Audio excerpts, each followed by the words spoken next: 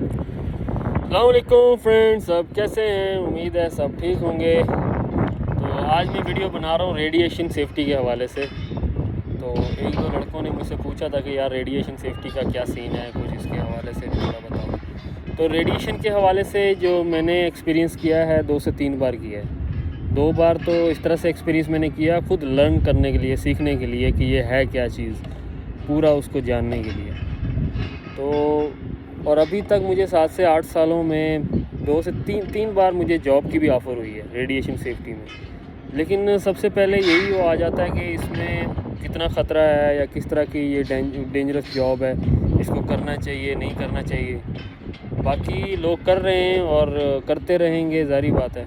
लेकिन बहुत सारी मसलन अभी हम लोग फ्रीलांसर थे, तो हमें ज़्यादा मसलन तभी ऑफ़र आती है जब मसलन बहुत सारी कंपनियां इसको जब भी हायर करती हैं जो रेडिएशन का वर्क कर रही हैं या कुछ भी ऐसा एक्सरे वगैरह को कुछ भी जॉब ऐसा कर रही हैं। तो उनके जब सेफ्टी चले जाते हैं या वेकेशन पे चले जाते हैं या उनके पास कोई जॉब आ गई, तब वो सिर्फ रिक्वायरमेंट उनकी आएगी जॉब के हवाले से कि भाई हमें रेडिएशन सेफ्टी चाहिए। अदरवाइज़ तो उनकी रिक्वायरमेंट बहुत ही कम आती है मार्केट में।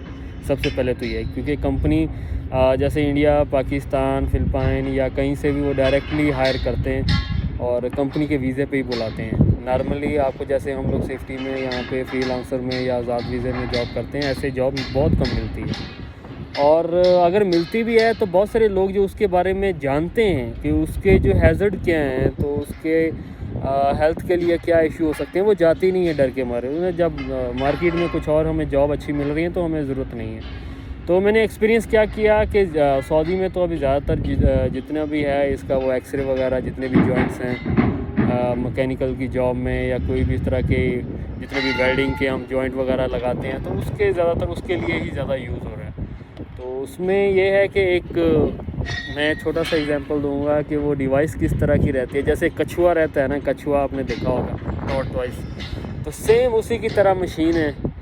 तो पूरा उसका अरेंजमेंट करके जहाँ पे जॉइंट रहेगा वहाँ पे वो रखते हैं उसको, उसकी टाइमिंग वगैरह उसकी फ़िक्स करके उसको थोड़े टाइम में थोड़ा टाइम रहता है, मतलब थोड़ा सा टाइम उसके लिए चाहिए होता है, वो खुद ब खुद ऑटोमेटिकली वो एक्सरे करती है। तो पहले तो डर इतना था कि जो उसका बैरिकेशन रहता था ना, हम उसके अंदर तो कभी भी नहीं जाते थे। लेकिन उस 2 बार जब मैंने एक्सपीरियंस किया तो मैंने उस डिवाइस के पास जाके किस तरह से वो फिट कर रहे हैं या किस तरह पे उसका जॉइंट किस तरह से और उसको किस तरह से लगा रहे हैं, ये सारा मैंने एक्सप्लोर किया, अपनी आंखों से मैंने देखा। तो बस यही है, मैं यही कह सकता हूँ कि जितना इस काम से बचा जाए वो अच्छा है। बाकी इसकी जो सैलरी है, सैलरी का सिस्टम है, सैलरी बिल्कुल नॉर्मल है। जितना ये डेंजरस काम है, मैंने सोचा था कि शायद इसकी सैलरी बहुत अच्छी मिलेगी क्योंकि बहुत डेंजरस है ये। तो लेकिन ऐसा कोई सीन नहीं है। मुझे 3 बार ये ऑफ़र हुई है तो 4500 5000 से ज़्यादा वो सैलरी देने पे रेडी ही नहीं थे। 4500 से 5000 रियाल, तो वो भी मंथली बेसिस पे, वो भी मैं फ्रीलांसर था। और कंपनी के एम्प्लॉय को तो ये इससे भी कम देते होंगे सैलरी वो।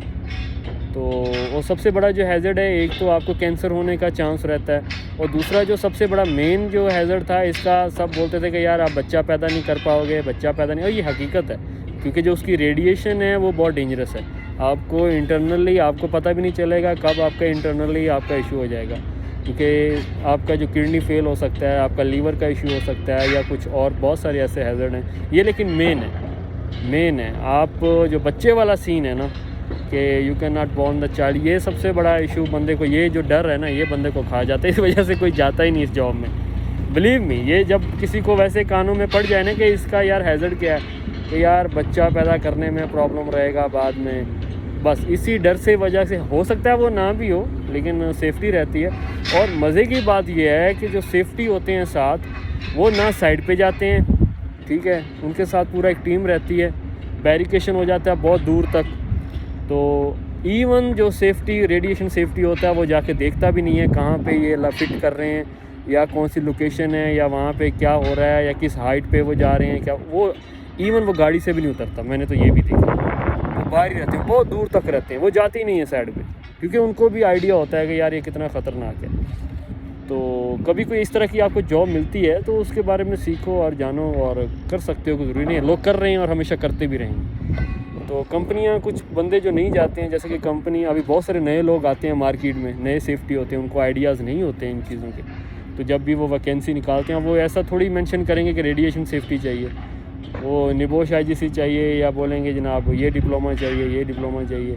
तो बंदे आ जाते हैं, जब आते हैं आगे वो लगा देते हैं, चलो भाई ये काम है हमारा। तो फिर वो लोग जो भी इस तरह के सेफ्टी आते हैं तो उनको आइडिया तो नहीं है, तो फिर 2 साल अपना एग्रीमेंट पूरा करके वो मजबूरी में चले जाते हैं। तो कुछ लोग तो मैंने ये भी सुना है कि बहुत शौकीन है ये जॉब करने के, कि वो जो सुकून दें या उनको मसलन बड़ा मज़ा आता है यार ये जॉब करने में, कि यार इसमें इतना काम नहीं है, गायब ही रहना है, इधर उधर ही रहना है, सिर्फ नाम बराए नाम ही ये जॉब है। कुछ लोग ऐसे भी, लेकिन हमेशा ऐसे होता नहीं है। कभी कभी आपको वहाँ जाना भी पड़ेगा, पूरा देखना भी पड़ेगा, क्योंकि हो सकता है क्लाइंट का कभी प्रेशर आ जाए या ऑपरेशन टीम का प्रेशर आ जाए। तो मुझ पे भी 2 बार ऐसा प्रेशर आया था कि मुझे जाना पड़ा। इवन मैं रेडिएशन सेफ्टी नहीं था तो मुझे, लेकिन उस वक्त उनके पास जो कंपनी रेडिएशन के लिए आई थी उनके पास सेफ्टी उस वक्त मौजूद नहीं था। तो मुझे ऑपरेशन की तरफ से, जो सेफ्टी डिपार्टमेंट की तरफ से उन्होंने पुश किया। इवन मैं जाना ही नहीं चाह रहा था, कि मैंने कहा मुझे ओवर टाइम भी नहीं चाहिए, कुछ नहीं चाहिए, मैं नहीं जाऊंगा भाई। बाकी सेफ्टी भी भाग गए थे उस दिन, मैं 2 बार फंसा हूँ। तो मैंने फिर पूरा एक्सपीरियंस किया क्या है क्या नहीं है। डिवाइस फिट करके फिर सब चले जाते हैं, थोड़े टाइम के बाद वो एक्सरे, वो अपना वो जो भी उसका प्रोसेस है वो एक्सरे होता है, बाद में थोड़ी देर के बाद जो उसकी टीम है आके फिर से उठाती है डिवाइस और फिर वो रिज़ल्ट बताती हैं कि भाई यहाँ ये जॉइंट बिल्कुल ठीक है और या ये ख़राब है। तो अगर आपको चांस मिले तो करो, लेकिन कोशिश करो जितना उससे। लेकिन मुझे तो 1-2 बंदों ने ये भी आइडिया दिया था कि भाई आप करो, अगर आपके बच्चे ऑलरेडी हैं तो आप कर सको, मतलब जाओ, यू कैन डू इट, कोई टेंशन नहीं है, तो आप करना स्टार्ट करो। लेकिन बस यही डर खा जाता है भाई।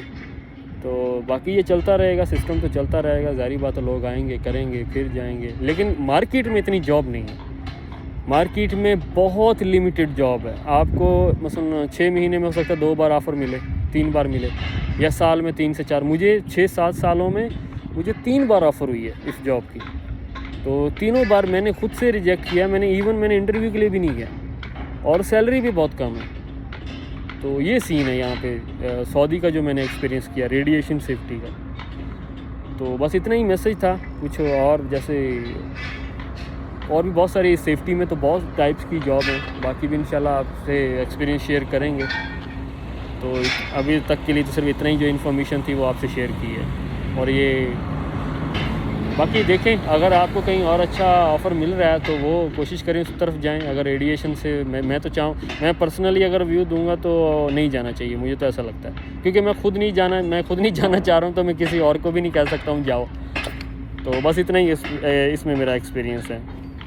बहुत शुक्रिया अपना। और अगर कुछ ज़्यादा इसके बारे में आप जानना चाह रहे हो, और भी इसके बारे में जानना चाह रहे हो, तो मेरे आप इंस्टाग्राम अकाउंट पे आके मुझे मैसेज कर सकते हो। काशी व्लॉग के नाम से है, KASHIIVLOG। तो आप वहाँ पे मुझे मैसेज छोड़ सकते हो। इसके आपको नोट्स चाहिए वो भी आपको मिल जाएंगे, जॉब के हवाले से और मालूमात चाहिए होगी तो वो भी मिल जाएगी। तो आप वहाँ पे मुझे मैसेज छोड़ सकते हो और आपको इंशाल्लाह रिप्लाई मिलेगा इमीडिएट। बहुत शुक्रिया।